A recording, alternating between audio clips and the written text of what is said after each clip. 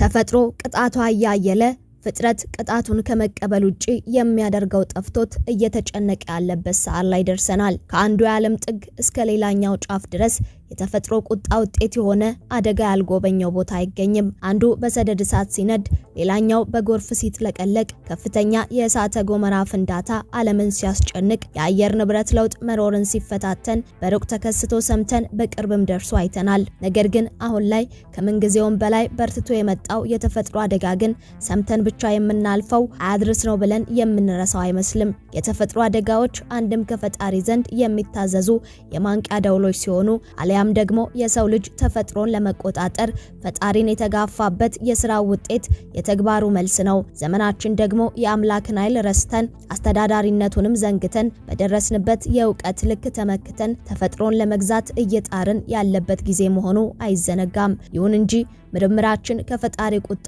እንደማያስጥለን እንረሳለን። ቴክኖሎጂው የተፈጥሮን ኃይል እንደማይቆጣጠር እንዘነጋለን። በመሆኑም ተፈጥሮ የተመለሱ ጥሪዋን ማስተላለፍ አላቆመችምና ጃፓን በአስደንጋጭ አደጋ መመታቷ ተሰምቷል። በኢትዮጵያ ምድር የተከሰተው የሃይሊ ጉቢ እሳተ ገሞራ ፍንዳታ አፍሪካን ለሁለት የሚሰነጥቅና ዓለምን ሌላ ቅርጽ የሚያላብሳት መሆኑ እየተነገረ ባለበት ጃፓን በመሬት መንቀጥቀጥ ርዳለች። ከተፈጥሮ ባለቤት ከፈጣሪ ውጪ ማንም ሊቆጣጠረው በማይችለው ኃይል የተከሰተው የመሬት መንቀጥቀጥ ከዚህ የከፋ አደጋን አስከትሎ መምጣቱም ተሰምቷል። ይህም በቀጣይ አስፈሪ ጊዜያቶች እየመጡ መሆኑን የጠቆመ ሆኗል። ለመሆኑ በጃፓን የተከሰተው ምንድነው? ከዚህ በኋላ የከፋ ነገር ይመጣል ተብሎ የተተነበየው ጉዳዩስ ምን ይመስላል? ሁሉንም በዝርዝር እንነግራችኋለን። በሌላ መረጃችን ደግሞ በሀገራችን ላይ ስለተከሰተው አሳዛኝ የነፍስ ማጥፋት ወንጀል እንነግራችኋለን። የሰው ልብ ምን ያህል በጭካኔ መሞላቱን ያሳየው ይህ የወንጀል ድርጊት በርካቶችን አሳዝኗል። ፖሊስም ተጠንቀቁ ራሳችሁንም ጠብቁ ሲል መልእክትን አስተላልፏል። ሰላም ጤና ይስጥልን ውድ የአማርያ ቲዩብ ቤተሰቦች እንደምን ቆይታችኋል? በዛሬው መሰናዶ ዓለምን ስላስደነገጠው የጃፓን ርዕደ መሬት ብሎም ሀገራችን ላይ ስለተፈጠረው አሳዛኝ ግድያ አስመልክቶ የተሰሙ መረጃዎችን ወደ እናንተ እናደርሳለን። ቻናሉን ሰብስክራይብ በማድረግ ቤተሰብ እየሆናችሁ ቪዲዮን ላይክ እና ሼር በማድረግ እስከ መሰናዶ ፍጻሜ አብራችሁን ቆዩ።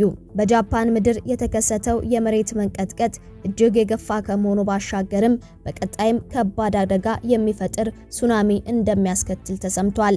ሰኞ ምሽት በሰሜን ምስራቅ ጃፓን በሬክተር ስኬል 7.5 በሆነ የመሬት መንቀጥቀጥ አደጋ 30 ሰዎች ሲቆስሉ በሺዎች የሚቆጠሩ ሰዎች ቤታቸውን ለቀው እንዲወጡ ተገደዋል። የመሬት መንቀጥቀጡ የተከሰተው በ50 ኪሎ ሜትር ጥልቀት የአሞሪ ክልል የባህር ዳርቻ 80 ኪሎ ሜትር ርቀት ላይ ነው ሲል የጃፓን የሜትሮሎጂ ኤጀንሲ አስታውቋል። በዚህም የሱናሚ ማስጠንቀቂያዎች ተሰጥተዋል። አንዳንድ የባቡር አገልግሎቶች ተቋርጠው በሺዎች የሚቆጠሩ ቤቶች የኤሌክትሪክ አገልግሎትም አጥተዋል። ባለስልጣናቱም በተጨማሪ በመጪዎቹ ቀናት ጠንከር ያለ መንቀጥቀጥ ሊከሰት እንደሚችልም አስጠንቅቀዋል። ህዝቡ ቢያንስ ለአንድ ሳምንት በንቃት እንዲጠብቅ ማሳሰቢያዎች መሰጠታቸውም ታውቋል።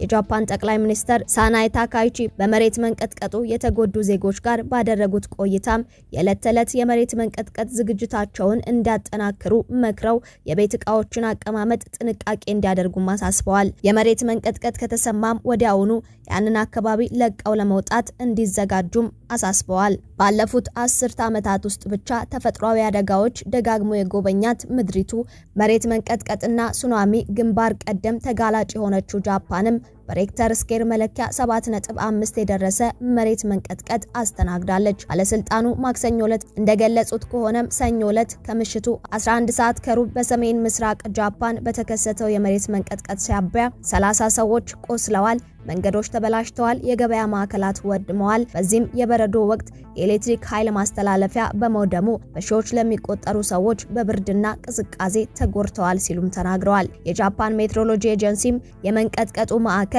ከአሞሪ ግዛት የባህር ዳርቻ 80 ኪሎ ሜትር ርቀት ላይ በ50 ኪሎ ሜትር ጥልቀት ላይ እንደነበረ ከ20 እስከ 70 ሴንቲሜትር ከፍታ ያላቸው ሱናሚዎችም ታይተዋል። ሌሎች መረጃዎችም አክለው እንደገለጹት የመሬት መንቀጥቀጡ በዚያ አበቃም።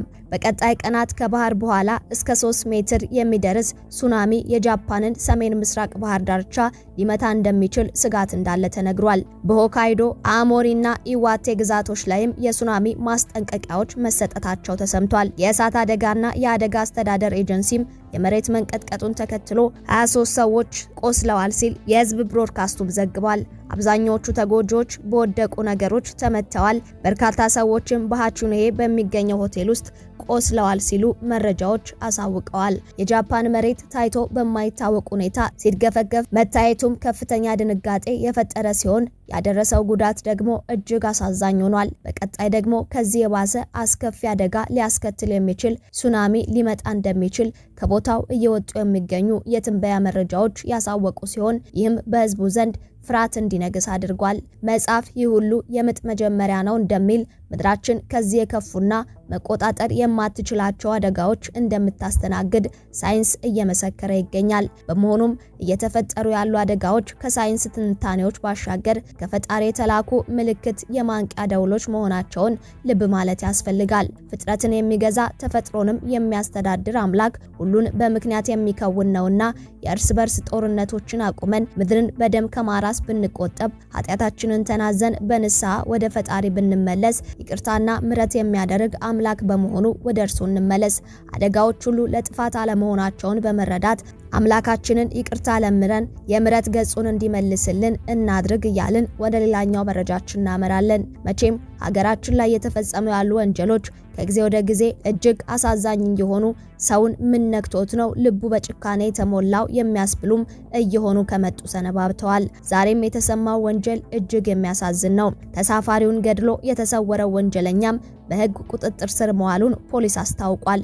ሐምሌ 5 ቀን 2017 ዓ.ም በቦሌ ክፍለ ከተማ ወረዳ 1 ቦሌ ሚካኤል አካባቢ ከቀኑ 11 ሰዓት ከ45 ላይ ሚካኤል ውቤ የተባለ ወጣት ሕይወቱ አልፎ ይገኛል። የወጣቱ መሞት መረጃ የደረሰው የአዲስ አበባ ፖሊስ ጠቅላይ መምሪያ የምርመራ የቴክኒክና የክትትል ቡድንም ወደ ስፍራውን በመላክ ልዩ ልዩ ማስረጃዎችን ይሰበስባል። በዕለቱ የሟች እንጂ የገዳይ ማንነት አለመታወቁ ምርመራውን የተወሳሰበ አድርጎትም ቆይቷል።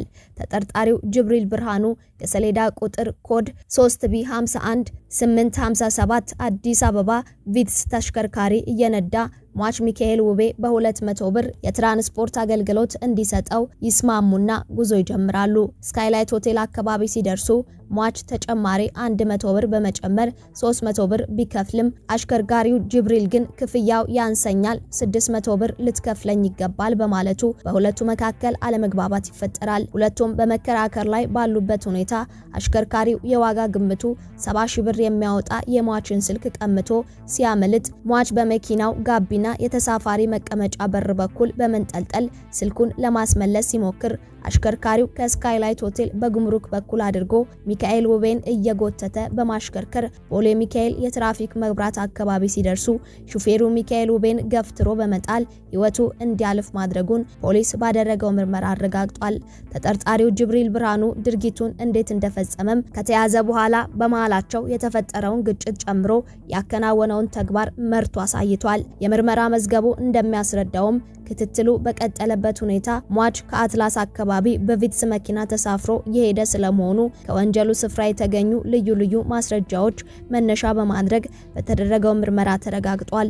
ሟች ሚካኤል ውቤ ተሳፍሮ የሄደበት ተሽከርካሪ የሰሌዳ ቁጥር ኮድ 3B 51857 አዲስ አበባ መሆኑ ከተሳፈረበት ቦታ ጀምሮ በተደረገው ብርቱ መረጃ የማሰባሰብ ስራ በተገኙ ማስረጃዎች መታወቁን ተከትሎ አሽከርካሪውን ለመያዝ በተደረገው ጥረት ወንጀሉን በመፈጸም የተጠረጠረው ጅብሪል ብርሃኑ ከህጉ ተጠያቂነት ለማምለጥ በተለያዩ ጊዜያት ከባህር ዳር ከተማ እስከ ሐሙሲት ከሐሙሲትም እስከ ሱሉልታ ማንነቱን እየቀያየረ ቢደብቅም የምርመራና ክትትል ቡድኑ ከብዙ እልህ አስጨራሽ ድካምና ብርቱ ክትትል በኋላ ህዳር 23 ቀን 2018 ዓ.ም በሱሉልታ ከተማ ከናሽከርካሪው እንደተያዘ የአዲስ አበባ ፖሊስ ጠቅላይ መምሪያ አስታውቋል።